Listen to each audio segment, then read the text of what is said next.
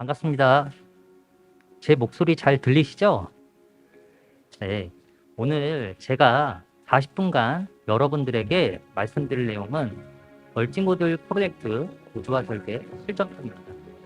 사실 이 주제는 정해진 방법이나 디자인 평가 같은 규칙이 없습니다. 그렇지만 제가 현장에서 오랫동안 개발해 오면서 6번의 신규 디자인을 했는데요. 최근에는 18년 된 메가시스템을 현대화적인 프로젝트로 아직 가난해 느낄 수 있었던 이런 기준으로 시작을 하면 어떨까 하는 생각에 이 자리에 서게 됐습니다. 먼저 제 소개를 드리고 이어가겠습니다. 안녕하세요. 저는 이번 섹션 발표를 맡은 김대성입니다. 현재 네이버 뮤직 플랫폼 팀에서 개발 업무를 리드하고 있고요. 바이브 라이브 뮤직 서비스에 참여하고 있습니다. 이전에는 NC소프트에서 근무했었고요.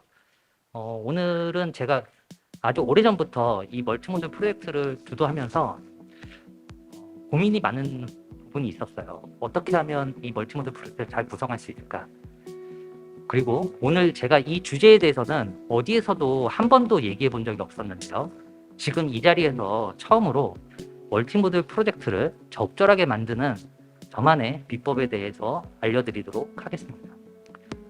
오늘 주제에 대해서는 다음과 같이 3가지 목차 내용으로 구성해 보았습니다. 첫 번째, 왜 멀티모듈 프로젝트가 중요한가요? 라는 내용으로 멀티모듈 프로젝트가 잘못 구성이 되었을 때 경험할 수밖에 없었던 제가 현장에서 직접 겪었던 4가지 사례에 대해서 말씀드리려고 합니다. 두 번째, 멀티모듈 프로젝트는 그럼 어떤 기준으로 나뉘어야 할까요? 라는 내용으로 멀티모듈 프로젝트를 나누는 기준에 대해서 설명드리고자 합니다. 세 번째, 이렇게 나뉜 기준을 가지고 어떻게 실전에서 멀티모듈 프로젝트를 구현해야 하는지에 대한 이야기를 마지막으로 전달드리려고 합니다.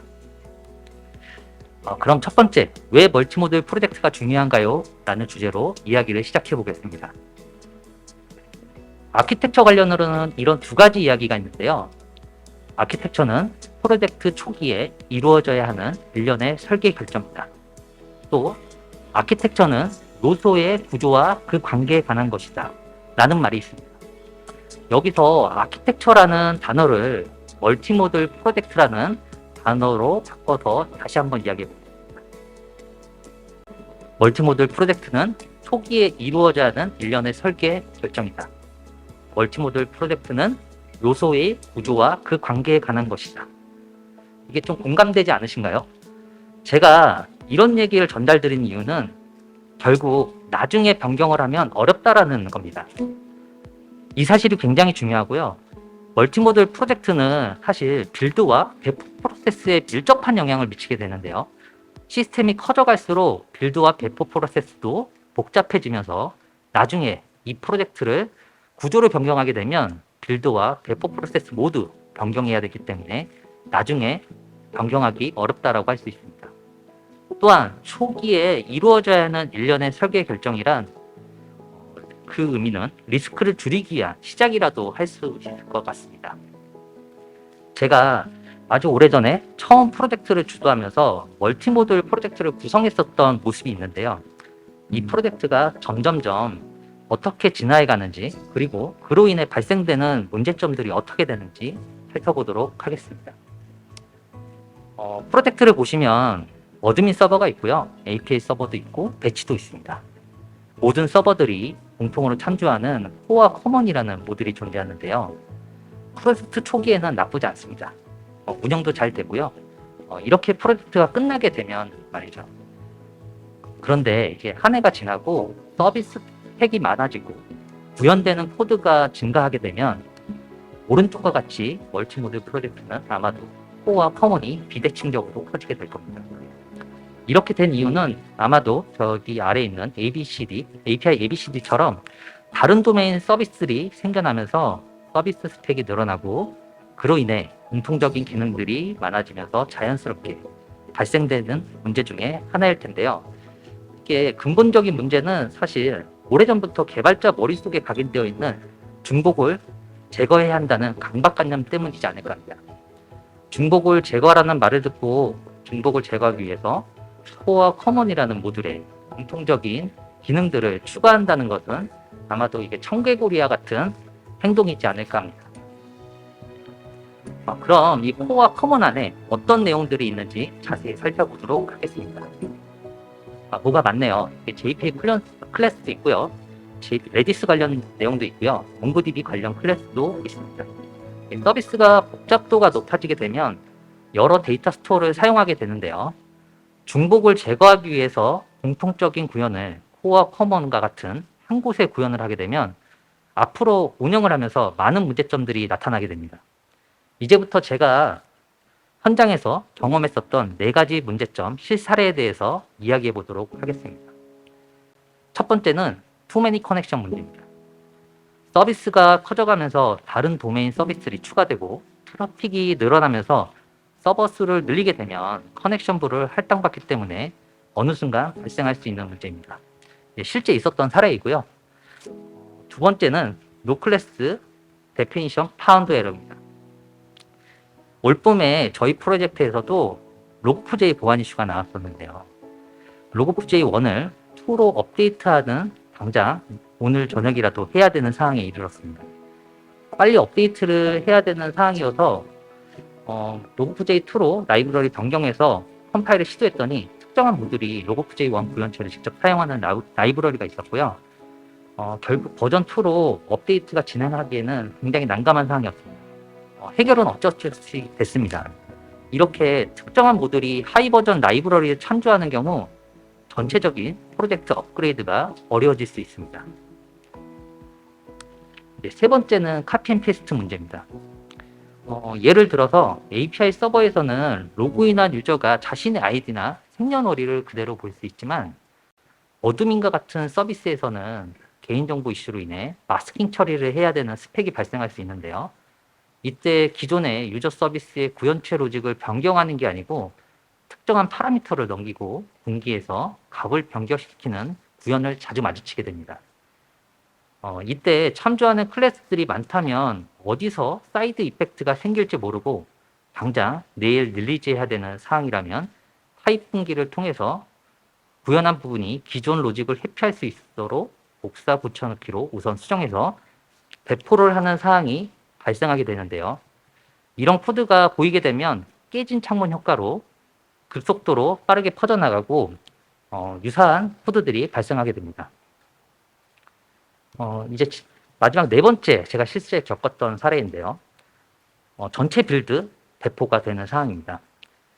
만약 특정한 클래스의 테스트를 수정해서 배포한 후에 좀 확인해 봤더니 이제 글자 한자가 오타가 있는 걸 알게 됐고요. 이 내용을 다시 또 수정해서 배포를 하려면 전체 빌드가 돼야 되고 다시 배포가 된다면 개발 생산성에 막대한 영향을 미치는 환경이라고 정의할 수 있을 것 같습니다. 이렇게 멀티모드 프로젝트를 나누는 기준이 적절하지 않다면 지금까지 말씀드렸던 4가지 사례가 당장은 아니더라도 언젠가 나타날 수 있을 것 같습니다. 그때 수정을 해야 된다면 굉장히 고통스럽고 많은 비용이 들 수 있습니다. 그렇기 때문에 저는 지금부터라도 멀티모드 프로젝트를 다루는 적절한 방법에 대해서 조금 더 고민해 봐야 되지 않을까 합니다.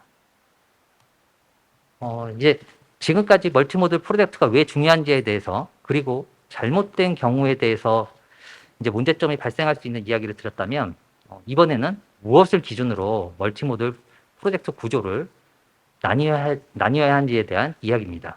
저는 이 챕터가 오늘 내용 중 가장 중요한 챕터라고 생각하고요. 그렇기 때문에 조금 더 집중해 주시면 감사하겠습니다. 다시 돌아가서 앞서 설명드렸던 멀티모드 프로젝트 구조인데요. 여기서 가장 고민해 봐야 하는 내용은 무엇일까요? 저는 이게 단지 중복 제거를 위해서 코어 커먼을 보면서 가장 들었던 생각은 역할, 책임, 협력 관계가 올바른가에 대한 고민입니다. 또 이런 멀티모드 프로젝트가 한 해가 지나고 나서 변경하게 되면 다시금 이런 모습으로 변경될 수 있을 것 같은데요. 코어 커먼에 있었던 데이터 관련 구현을 이제 데이터 스토어 접근 기준으로 아래와 같이 추가적인 데이터 기반의 멀티모듈로 추가 구성될 수 있을 것 같습니다. 이 구조를 보면 조금 더 고민이 되기 시작하는데요. 이 멀티모듈 프로젝트는 서비스 도메인 기반의 구조가 아니라 기술 베이스 지향적인 모듈 구조입니다. 현재 상태가 적절한지 조금 더 제가 고민해 보도록 하겠습니다. 지금 이 상태에서 제가 맡고 있는 뮤직 서비스의 간단한 도메인들을 추가해 보겠습니다. 우선 아티스트라는 도메인을 기반으로 하이에 앨범과 트랙, 비디오가 존재하고요. 트랙 하이로는 리릭이라는 가사와 플레이백이라는 재생 관련 도메인이 존재한다고 가정해 보겠습니다. 이런 모델들은 멀티모듈 프로젝트를 어떻게 정의해야 될까요? 우선은 메타라는 하나의 멀티모듈 프로젝트로 구성해 보겠습니다. 이 메타 모듈은 뮤직 서비스의 기반이 되는 공통 도메인이고요. 아마도 모든 모듈들에서 필요로 할 겁니다. 그런데 여기서 중요한 점은 트랙이라는 도메인은 MySQL에 적재를 하고요. 리릭이라는 가사 도메인은 몽고DB에 적재를 한다면 이 현재 메타 모듈은 현재 상황에서 어떻게 위치시키고 구현을 해야 될까요? 기술 베이스 지향적으로 멀티모듈 구조가 만들어지면 이런 문제가 발생할 수 있습니다. 이제 점점 어려워지고 복잡하기 시작하는데요. 조금 더 살펴보도록 하겠습니다. 이제 다시 이 메타 모듈은 또 다른 멀티모듈들을 필요로 합니다. 바로 유관부서 및 업체 연동을 구현한 인프라 모듈을 필요로 하는데요. 하이에 보면 음원을 재생하기 위한 AOD 연동 모듈이 존재하고요. 또 비디오 재생을 위한 VOD 연동 모듈도 있을 것 같습니다. 그리고 이미지 서비스를 위한 포토 연동 모듈도 있고요. 결제 관련된 연동 모듈이나 이런 것들이 이제 있을 수 있겠죠. 이처럼 연동 모듈들은 지속적으로 늘어날 수밖에 없고요. 처음 구현하게 되면 딱히 변경이 없다가 특정한 시점에 버전업 요청이 오면 코드 변화가 굉장히 크게 생깁니다. 이게 연동 모듈의 특징인 것 같습니다. 이제 점점 복잡해지고 있어서 조금 더 한 화면으로 모듈들을 나열해 보면 왼쪽에는 녹색 서비스 모듈로만 시작됐던 프로젝트가 오른쪽에 빨간색 영역에 모듈들이 추가되면서 멀티모듈 프로젝트는 자연스럽게 2배 이상 커지게 됩니다. 추가로 설명드리지 않았던 부분 중에는 오른쪽 끝에 시스템 관련 모듈들이 추가되어 있는데요. 현재는 자바 진영의 스프링 클라우드 제품인 게이트웨이와 디스커버리 모듈을 추가해 놓았습니다. 이 부분은 시스템 성격의 프로젝트 모듈이라 AWS나 Azure, GCP 구성을 위한 설정 파일 모듈로도 생각해 볼 수 있을 것 같습니다. 이제 점점 늘어나는 이런 멀티 모듈들을 무슨 기준으로 나뉘어야 하고 구성해야 될까요? 제가 내린 결론은 여기서부터인 것 같습니다. 문제의 근원. 무조건 코어 커먼을 삭제하고 시작한답니다. 그러면 공통적인 부분은 어떻게 개발해야 하나요? 라고 자주 물어보시는데요. 이번에 전환 프로젝트에서도 저에게 여러 번 문의 주셨던 내용이기도 합니다. 그래서 제가 이렇게 전달드렸는데요. 일부 코드에 대해서 어느 정도 중복을 허용하겠습니다. 코드가 일부 중복되는 것보다 코어와 커먼이 잠재적으로 가지고 있는 위험성이 저는 더 큰 문제라고 생각하기 때문입니다. 우리가 겪고 있는 지금 시대는 10년, 20년 전에 비해 엄청나게 복잡하고 고도화되어 있습니다. 이런 말이 있습니다. 그때는 맞고 지금은 틀리다. 중복은 제거되어야 합니다. 라는 말에 저도 매우 공감합니다. 여러 가지 도서에서도 항상 봐왔던 내용이고 그 내용을 보면서 항상 중복 코드는 제거해야 됐구나. 반드시 있으면 안 되겠구나. 이런 생각으로 항상 코딩을 해왔는데요. 그렇다고 중복을 제거하기 위해서 앞서 예시로 보여드렸던 모든 것을 한 곳에 구현하는 코어와 커먼이라는 공통 모듈을 운영하는 방식은 옳지 않은 것 같습니다. 코어와 커먼을 대체시킬 수 있는 방법에 대해서는 아마도 한 번 더 발표할 만큼 별도의 시간이 더 필요할 것 같아서 오늘은 어쩔 수 없이 멀티모듈 프로젝트 구조와 설계에 대해서 조금 더 집중해 보도록 하겠습니다. 그러면 멀티모듈 프로젝트는 이제 무엇을 기준으로 나뉘어야 될까요? 저는 이 주제에 대해서 굉장히 고민을 많이 해보면서 이 부분이 아닐까라고 생각해 봤습니다. 결론부터 말씀드리면 DDD에서 일명 경계 나누기로 불리우는 바운디드 컨텍스트라는 기준을 생각해 보면 어떨까 합니다. 특정한 컨텍스트 문맥 하에서 완전한 의미를 갖는 경계의 기준을 잘 나누는 게 멀티모듈 프로젝트 구조를 설계할 때도 무엇보다 중요한 것 같습니다. 저는 이 기준을 바탕으로 멀티모듈 그룹이라는 4개의 그룹을 일반적으로 정의해서 사용하고 있습니다. 기준이 되는 멀티그룹 4개의 구성은 어떻게 되는지 다시 한번 살펴보도록 하겠습니다. 네, 첫 번째, 부트 서버 그룹입니다. 배치, 어드민, API 같은 서버 어플리케이션으로 코드의 변화가 제일 작게 일어나고요. 이런 모듈을 하나로 합쳐서 하나의 그룹으로 생각해 보았습니다. 두 번째는 데이터 그룹입니다. 데이터 그룹은 서버 모듈과 굉장한 밀접한 관계가 있고요. 도메인 영역으로 데이터 스토어를 직접 핸들링하게 됩니다. 세 번째는 인프라 그룹입니다. 유관 부서 및 업체 연동을 위한 그룹 모듈이고요. 구현되고 나면 변화는 적지만 결국 나중에 버전업이 되면 코드에 큰 변화가 일어나게 되는 그룹입니다. 마지막 네 번째는 클라우드 시스템 그룹입니다. 서버 관리를 위한 그룹 모듈이고요. 컨테이너 환경과 트래픽 제어를 위한 시스템 관련 그룹입니다. 이렇게 4개의 멀티그룹은 각자 고유한 성격과 특성, 사이클을 가지고 있고요. 그리고 그 기준으로 경계를 나누고 프로젝트를 구성하시면 됩니다. 이게 가장 중요한 내용인 것 같습니다. 특징에 맞고 성격에 맞고 사이클에 맞게끔 무언가 그룹이 지정돼야 될 것 같다고 생각합니다. 여기까지 제가 이제 무엇을 기준으로 나뉘어야 된다고 정의를 했다고 하면 이제 그 기준을 가지고 4가지 멀티그룹을 바탕으로 이제 실전에서 어떻게 구현을 해 나가야 되는지 한번 다시 이야기해 보도록 하겠습니다. 참고로 앞으로 이어지는 장표는 실무적인 내용이라 자바, 스프링, 그레이드 기반으로 문서를 작성하였지만 자세한 기술 스펙을 모르시더라도 이해할 수 있도록 조금 더 천천히 쉽게 설명드리도록 하겠습니다. 이제 실무 프로젝트에서 Git 레파지토리를 하나 생성하면서 시작해 보도록 하겠습니다. 경계 나누기로 정의하였던 4개의 멀티그룹을 하이 폴더로 생성해 봅니다. 그리고 그 다음 멀티그룹 성격에 맞게 프로젝트를 각각 구성합니다. 이렇게 구성하게 되면 플랫하게 나열된 프로젝트 구성보다 일단 우선 가속성이 좋아지고요. 그레이드가 같은 빌드 도구에서 그룹 폴더명을 기준으로 정의할 기술들을 일괄적으로 선언할 수 있는 장점이 있습니다. 지금 보시면 그레이드 빌드 스크립트에 부트로 시작되는 프로젝트에는 JIB라는 도커 플러그인을 일괄적으로 한 번에 선언해주는 모습을 볼 수 있는데요. 조금 더 자세하게 멀티그룹 내 프로젝트 구조에 대해서도 살펴보도록 하겠습니다. 첫 번째는 부트 멀티그룹입니다. 웹 어플리케이션 그룹이고요. 이제 어드민, 배치, API 이런 그 어플리케이션 프로젝트들이 존재할 수 있습니다. 두 번째는 데이터 모듈입니다. 뮤직 서비스에서는 메타라는 어떤 그 데이터 영역이 있고요. 또 유저들을 위한 유저 데이터, 그다음에 차트 데이터, 보관함 같은 라이브러리 데이터가 데이터 레이어 프로젝트로 편성될 수 있을 것 같습니다. 그리고 인프라 프로젝트는 아까 말씀드렸던 연관부서나 그 유관부서나 업체 연동을 위한 모듈이고요.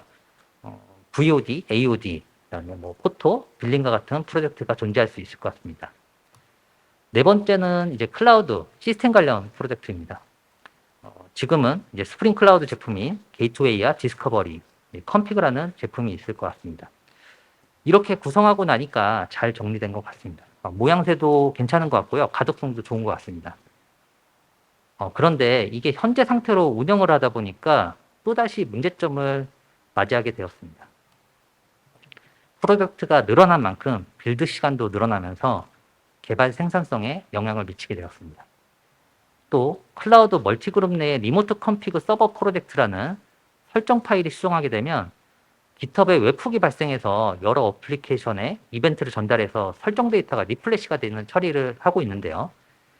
해당 프로젝트의 변경만이 아닌 다른 프로젝트의 코드 변화에도 이벤트가 반응하고 있어서 관리적인 이슈가 되었습니다. 그럼 이런 문제를 이제 해결하기 위해서는 조금 더 고민해 봐야 될 것 같은데요. 제가 좀 고민해 본 사항은 프로젝트를 조금 더 멀티그룹의 특성에 맞게끔 다시 한번 나누어야 되는 모습으로 진행해 보았습니다. 먼저 변화가 가장 잦은 서비스 깃 레파지토리의 부트 데이터 멀티그룹은 특성이 같기 때문에 한 곳으로 그대로 유지합니다. 그리고 그 다음은 클라우드 시스템 멀티그룹을 별도의 2개의 저장소로 다시금 분리합니다. 하나는 시스템적인 프로젝트이고요. 또 다른 하나는 웹훅 이벤트를 필요로 하는 리모트 컨피그 서버 프로젝트로 분리해 봅니다. 네, 마지막으로 인프라 멀티그룹을 다시 별도의 인프라 라이브러리라는 리포지토리로 분리해 봅니다. 다시 말씀드리지만 이렇게 각자 특성에 맞게 프로젝트를 분리하게 되면 빌드 시간도 줄어드는 이점이 있지만 더욱 중요한 점은 프로젝트 경계가 명확해짐으로써 실제 인터페이스 구현 설계도 어떤 내용을 주고받아야 하는지 확연히 명확해집니다. 이제 분리되어 있는 각 저장소별로 상호 구현을 어떻게 해야 되는지에 대한 이야기를 해볼 차례인 것 같습니다. 멀티그룹 간의 첫 번째 데이터 프로젝트와 인프라 라이브러리 프로젝트 간의 관계 구현에 대한 내용입니다. 예시를 하나 들어보면서 다시 시작해 보겠습니다. 뮤직 도메인에는 트랙 하이의 재생이라는 플레이백 도메인이 존재하는데요. 이 플레이백은 AOD 인프라 라이브러리의 모듈을 통해서 외부에 존재하는 AOD 서버의 재생 관련 데이터를 요청하고 응답받게 됩니다. AOD 인프라 라이브러리에 사용하는 방식은 일반적으로 중앙의 아티팩토리라는 저장소에 빌드타임에 라이브러리를 업로드하게 되고요. 사용하고자 하는 프로젝트에서 의존성을 선언한 후 구현하게 됩니다. 그럼 이번에는 어떻게 이 관계에 대해서 어떤 방식으로 실제 구현을 해야 되는지 클래스 다이어그램을 통해서 자세히 한번 살펴보도록 하겠습니다. 데이터 메타 모듈에 플레이백 서비스라는 인터페이스를 하나 선언해 봅니다. 재생을 위한 서비스고요. 인터페이스를 이렇게 하나 만든 이유는 이제 VOD 서비스도 재생을 위한 구현체가 필요하고요. 트랙, 음원 관련된 것도 재생을 위한 구현체가 필요하기 때문에 공통적인 플레이백 서비스라는 인터페이스를 하나 선언합니다. 외부의 AOD 서버는 인프라 AOD 라이브러리 프로젝트 내에 AOD, API 클라이언트 구현체를 통해서 요청과 응답을 받게 됩니다. 그 다음은 플레이백 서비스를 인터페이스를 상속받아 트랙 플레이백 서비스를 구현하고 AOD, API 클라이언트를 호출하게 됩니다. 이때 일반적으로 외부 서비스 연동을 위해서는 아마도 내부적인 트랙 아이디와 외부적인 AOD 아이디와 같은 키를 매핑해둔 데이터 저장소를 사용하게 될 것 같습니다. 이렇게 구현하고 나니까 또 잘 정리된 것 같아 보였습니다. 그런데 역시나 좋은 듯 했고 맞는 것 같았지만 문제가 다시 발생하게 됩니다. 만약 해당 라이브러리에서 사용하는 배치잡의 에이전트 수가 50개, 100개, 200개라면 역시나 투매니 커넥션 문제를 만나게 됩니다. 그럼 이런 투매니 커넥션 같은 문제를 해결하기 위해서는 어떻게 코드를 다시 변경해야 될까요? 다시 돌아가서 데이터 메타 프로젝트의 인프라 라이 프로젝트 구성에 관해서 다시 고민해 보겠습니다. 여기서 투매니 커넥션 오류를 피하기 위해서는 어쩔 수 없이 DB 접근을 데이터 모듈 쪽으로 이동해서 구현을 하여야 합니다. 이제 다음은 트랙 플레이백 서비스 구현체는 어디로 이동을 해야 될까요? 당연히 DB 호출을 위해 호출을 해야 되기 때문에 데이터 메타 모듈 이동해서 구현을 해야 됩니다. 이제 마지막으로는 인프라 AOD 모듈에서 AOD 플레이백 서비스를 구현해서 요청과 응답에 대해서 책임을 지면 됩니다. 결국 모듈을 나누는 경계로 생각해 보면 인프라 라이브러리 프로젝트는 호출하는 프로젝트와 관계없이 자신의 역할과 책임인 AOD 서버를 올바르게 호출하기 위해 구현이 되어야 한다는 것이죠. 협력 관계에서 주고받는 메시지가 객체의 책임을 결정하고요. 그 책임을 자율적으로 만드는 것이 어플리케이션의 성질을 결정하는 좋은 방법론인 것 같습니다. 지금까지 데이터 모듈과 인프라, 라이브러리 모듈 관계에 대해서 알아보았습니다.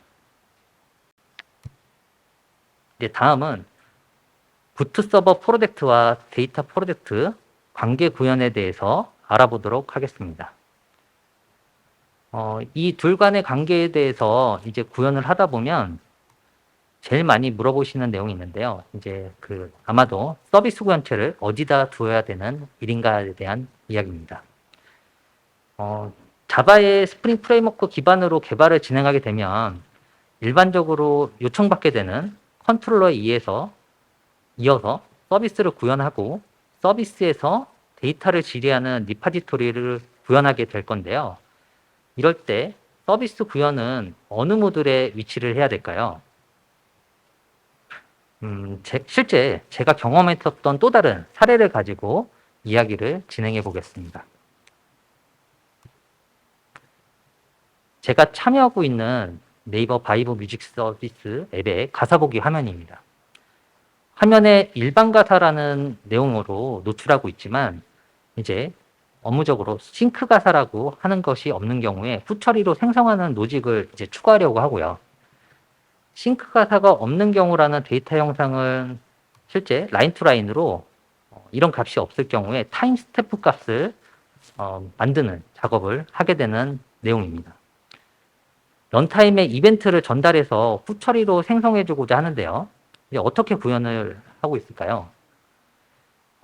먼저 이제 일반적으로 보면 요청이 오게 되면 부트 메타 프로젝트의 트랙 릴릭 컨트롤러에서 데이터 메타 프로젝트의 트랙 릴릭 레파지토리를 통해서 가사 데이터를 응답받게 되는데요. 이때 가사 데이터의 타임 스탬프 값이 없다면 생성되도록 요청이 되고요. 그럼 이때 서비스는 어디다 구현을 해야 될까요, 저희가? 부트 메타 프로젝트에 구현을 해야 될까요?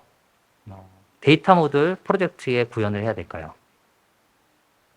저는 이게 양쪽 모두에 구현을 해야 된다고 생각합니다. 싱크 가사를 생성하는 이벤트는 부트 메타 모듈의 create 릴릭 서비스 클래스 통해서 발생되어야 하고요. 타임 스탬프 값이 만들어지게 되면 이 데이터를 데이터 메타 모듈의 트랙 릴릭 서비스를 통해서 저장되어야 할 것 같습니다.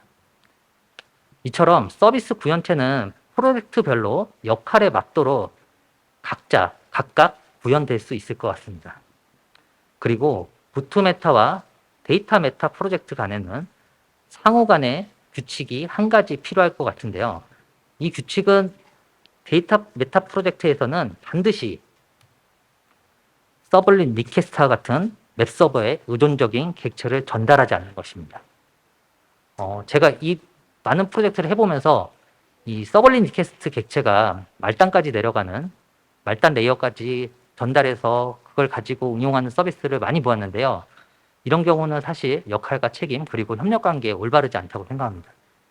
데이터 메타 모듈은 배치에도 사용될 수 있고요. 웹 어플리케이션도 사용될 수 있고 또 다른 원타임 어플리케이션에서도 사용할 수 있을 것 같은데요. 모두가 웹서버로 기반으로 동작되지 않을 수 있기 때문에 데이터 메타 모듈은 서블린 리퀘스트 같은 웹과 의존적인 이런 클래스를 전달하거나 하지 말아야 될 것 같습니다. 쿠키나 섹션도 마찬가지입니다. 해당 객체가 넘어가는 순간 데이터 메타 프로젝트에서는 웹 기반의 의존성들이 또 강하게 주입되면 어떤 이슈가 생기냐면 테스트 코드할 때 웹서버 관련된 라이브러리가 전부 필요하게 되고요. 이 라이브러리가 그 안쪽에 의존성을 갖게 되는 순간 많은 일들이 일어납니다. 목객체도 뭔가 선언해서 진행하게 되고요. 그러다 보면 데이터 메타라는 어떤 모듈의 의미가 상실되기 시작합니다. 이제 마지막으로 클라우드 시스템 프로젝트와 부트 서버 프로젝트 간의 관계 구현에 대해서 이야기해 보도록 하겠습니다. 둘 간의 관계 구현에 대해서는 조직적으로 특별한 이슈는 없었지만 디스커버리와 같은 제품을 사용한다면 한 가지 의문이 들기 시작합니다. 디스커버리 제품에 버전업이 발생하게 되면 모든 서버 프로젝트가 의존성을 합계갔기 때문에 다시 빌드한 후 배포가 되어야 하는 불편함을 겪게 됩니다. 문제는 웹 어플리케이션에 변화가 없었음에도 시스템적인 버전업으로 다시 전체 빌드 배포가 되어야 하는 것은 어쩌면 둘 간의 의존성을 더욱더 명확하게 분리해서 정리시켜야 되지 않을까 생각하게 됩니다. 이런 고민을 하고 있을 때 같이 근무하고 계신 분께서 이스티오라는 제품을 소개해 주셨는데요. 제가 지금까지 고민하고 있었던 이 시스템 모듈과 부트 서버 모듈 간의 문제를 단번에 해소할 수 있는 방법이 아닐까 해서 짧게 소개만 드리도록 하겠습니다. 이스티오는 쿠버네티스 기반의 서비스 메시 플랫폼으로 인보이 프록시를 통해서 트래픽을 관리 제어하고 있는데요. 사진에서 보시는 것처럼 오토바이 옆에 붙어 있는 것을 사이드카라고 합니다. 이스티오 역시 별도로 인보이라는 프록시 제품이 사이드카 패턴 방식으로 자신의 어플리케이션을 관리 제어하게 됩니다. 만약 쿠버네티스 기반의 어플리케이션을 구축하신다고 고민해 보시면 한 번쯤 도입을 고민해 보시기 바랍니다. 이제 조금 지금까지 준비한 3가지 내용에 대해서 얘기를 다 전달 드린 것 같은데요. 조금 더 다시 한번 정리해 보도록 하겠습니다. 첫 번째, 왜 멀티모듈 프로젝트가 중요한가요? 잘못 구성되면 나중에 변경하기 굉장히 어렵습니다. 굉장히 고통스럽고요. 이게 컴파일 랭귀지라는 프로젝트를 운영을 해도 런타임에 가서 확인을 할 수밖에 없는 사항들이 반드시 존재합니다. 그렇기 때문에 멀티모듈 프로젝트는 초기에 이루어져야 되는 일련의 설계 과정입니다. 그리고 잘못 구성되면 개발 생산성에 막대한 영향을 미치게 됩니다. 코드 한 줄 수정했지만 전체 빌드가 돼야 되고 배포가 되는 상황을 맞이하면 한 줄 한 줄 고칠 때마다 빌드가 전체돼야 되는 어려움을 겪게 되고요. 그러면 이제 개발 생산성이 떨어지게 됩니다. 그리고 문제가 생겼을 때 배포를 하고자 했을 때도 역시나 뒤늦게 전체 빌드를 해야 되고 다시 배포가 되는 이게 무한 사이클이 반복될 수 있습니다. 그리고 두 번째, 무엇을 기준으로 멀티모듈 프로젝트 구조를 나뉘어야 할까요? 우선 경계 안에서 의미를 갖는 그룹을 정의하는 것이 가장 중요할 것 같습니다. 먼저 설명드렸던 바운디드 컨텍스트라는 경계 나누기에 대해서 한 번쯤 고민해 보셨으면 좋겠습니다. 멀티모듈은 객체 지향어처럼 역할과 책임, 협력 관계가 올바른지 고민해 보는 것도 좋은 방법인 것 같습니다. 그리고 이제 마지막 3번째, 어떻게 실전 멀티모듈 프로젝트를 구현을 해야 될까요? 라는 질문에는 다시 정리해보면 프로젝트가 커지고 있다면 다시 경계를 나누고 그 기준으로 소스 저장소를 분리해보면 어떨까 합니다. 분리하면서 경계가 더 명확해질 수 있고요. 그 프로젝트의 빌드 타임을 줄일 수 있고 빌드 타임을 줄인다는 것은 개발 생산성이 높아질 수 있다는 의미를 가질 수 있을 것 같습니다. 그리고 인프라 라이브러리 모듈은 데이터 관련 구현을 하지 않는 겁니다. 인프라는 외부 서비스의 연동을 위한 모듈인데 그 안에 내부적인 서비스 연동 모듈이 들어가면 오염되기 시작합니다. 다시 생각해보면 외부의 결제 모듈을 A라는 서비스에도 이용할 수 있고 B라는 서비스에도 이용할 수 있는데 서비스에 의존적인 구현이 들어가게 되면 그 결제 모듈은 다른 프로젝트에서 사용할 수 없게 됩니다. 그렇기 때문에 외부 모듈, 부서 연동 모듈은 격리를 해서 그 서버를 위에서 오로지 독립돼서 동작될 수 있도록 구현을 하는 게 어떨까 합니다. 그리고 서비스 구현은 각자 역할에 맞게 각각 구현될 수 있을 것 같고요. 시스템 레벨 구현이 실제 서비스 어플리케이션과 밀접하게 연관되지 않도록 격리하거나 전환해 보는 것도 권유드립니다. 제가 마지막으로 아주 중요한 얘기 하나만 더 전달드리려고 하는데요. 코네이의 법칙이라는 말이 있습니다. 시스템을 설계하는 조직은 어떤 조직이든 그 조직의 소통 구조를 닮은 구조를 가진 시스템으로 설계할 것이라는 얘기인데요. 다시 얘기하면 결국 멀티모드 프로젝트 구조 역시 현재 조직의 소통 구조를 닮은 모습으로 설계하고 개발이 진행될 겁니다. 그렇지만 멀티모드 프로젝트를 구성하는 적절한 나만의 기준이 있다면 변화에 능동적으로 대처할 수 있지 않을까라고 생각이 들고요. 제가 좋은 멀티모드 프로젝트 구조란 이란 마지막 셀프 질문에 한 줄 평을 한다면 이럴 것 같습니다. 어떤 회사든 특정 시점에 부서가 나뉘어지고 있다가 또 자연스럽게 합쳐지기도 하는 것처럼 잘 설계된 멀티모드 프로젝트 구조 역시 언제든 조직 서비스 방향성에 맞게 하나로 합쳐질 수 있거나 다시 잘 나눌 수 있도록 설계된 프로젝트를 좋은 멀티모드 프로젝트라고 정의할 수 있을 것 같습니다. 제가 오늘 발표는 이만 마치도록 하겠습니다.